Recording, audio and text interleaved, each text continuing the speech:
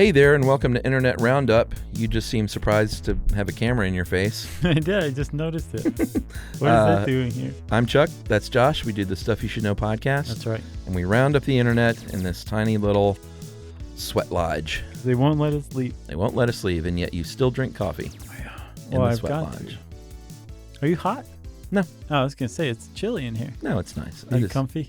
Anything small I consider like a hot box. I see. Even if it's cold. Yeah, I see.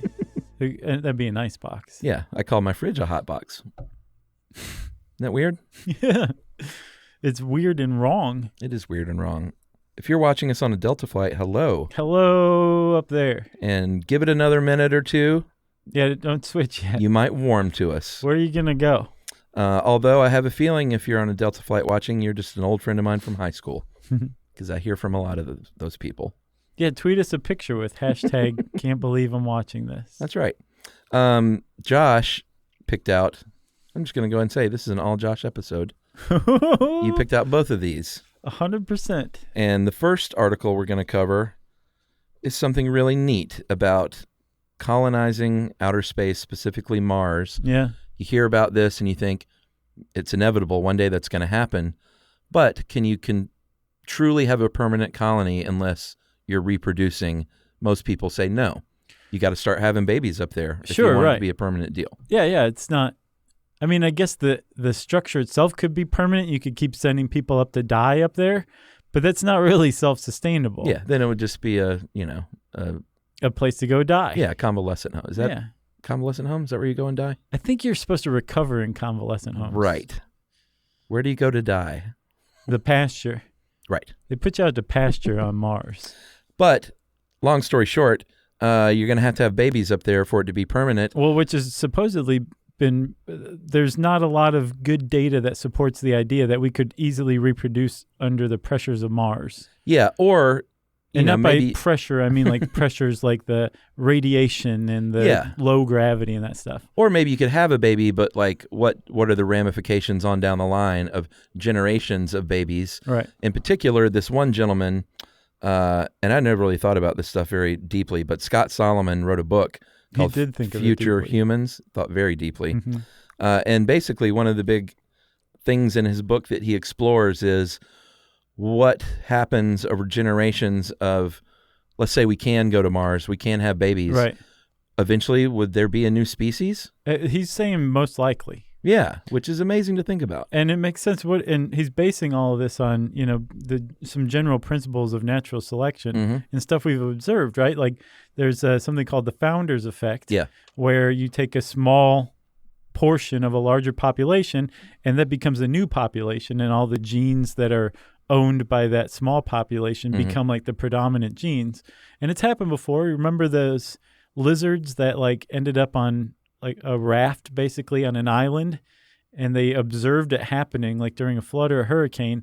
They're like, we have to pay attention to these guys. It's like a natural founder's effect happening right before our very eyes. The hurricane raft lizards. Yes, those. I remember those. Yeah, Tizzy and Izzy. Mm-hmm. And it was kind of like it's like a natural experiment that's happening. Yeah. But that would be the same thing here. You would take some people, some humans, and place them somewhere else. And if it was self-sufficient, they wouldn't need to go back and forth. And so two sets of humans could start to evolve. And what would happen? Would this Martian group of humans become Martians, essentially? Would they become a different species? Well, yeah, because we're talking ionizing radiation that can mutate genes. We're talking about microgravity. Like, what effect is this going to have little by little? Right. I mean, I don't think it's new species as we would look all weird and different, but who knows? Yeah, who knows? I mean, a third of the gravity, a bunch of radiation that we'd have to get used to. Yeah.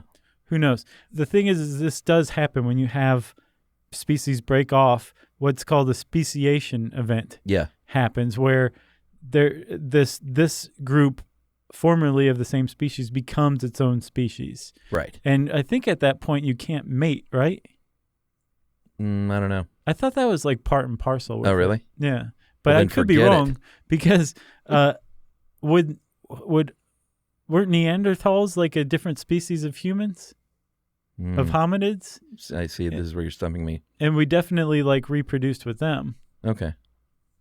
Well, one example they use, though, of as far as data goes, is, and this is something we've talked about a lot, which is the original inhabitants of the North American continent essentially lived in isolation for about 10,000 years. And finally, when Europeans arrived, they did not see different species of human. Right. They just saw native North Americans. A different flavor. In the article, they made it sound like that suggested it would be the same on Mars, but I don't think that's necessarily the case. Well, they were saying if we found a planet that was just like Earth, right, even 10,000 years wouldn't force a speciation event. Okay. But Mars is not like Earth. It's Uh-huh. different, so maybe it could happen faster. Who knows? Gotcha. It's good to think of. It is. Very, very cool stuff. That, by the way, came from an article by Eric Berger on Ars Technica, who's super into this kind of thing, it seems like. So moving along, we have in 1973, January, in Texas, there's a state representative named Jim Castor who introduced a bill that would require criminals to pre-notify their victims of said crime. Or face further prosecution for the crime. Yeah, like an extra charge on top of the burglary. Yeah. You also didn't tell them. Exactly. Did you tell them? No. Oh, you're in big trouble then. Specifically, measure would make it a crime to commit a crime against the person or property without having first notified of the victim of the intent and the victim's rights, and it could be either oral or in writing. Right, but they had to give them 24 hours. At least 24 hours notice, and state the nature of the crime and the time and place where it was to take place. So I'm going to leave a little note in your mailbox, sir. 2 days from now at 6 p.m., the corner down the street from your house, I'm going to mug you. Right. And while you walk your dog. What is the person's rights? Like, you have the right to this not to happen to you? Yeah. Don't walk your dog that day. Right. Or don't, you can fight back. You have the right to carry a gun? Well, it's Texas. Sure. Of course they were. I think that just went without saying, right? Yeah. He has a great quote in here. Which one? He says, I'm not optimistic about its passage with all the lawyers we've got around here, but damn it, if it's fair enough for the criminal, it's fair enough for the victim. That's a Texas legislator's quote, if I've ever heard one. Yeah, he also didn't have high hopes that it would be passed because apparently he was not stupid.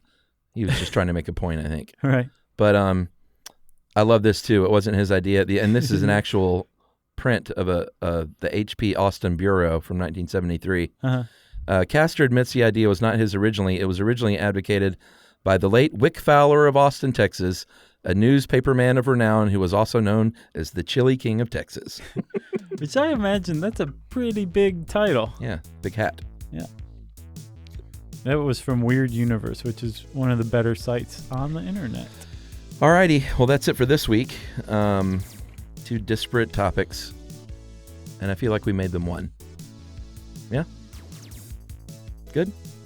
All right. Well, now you can just put your seat back in its full and upright position, prepare for landing, and we'll see you next time on Internet Roundup.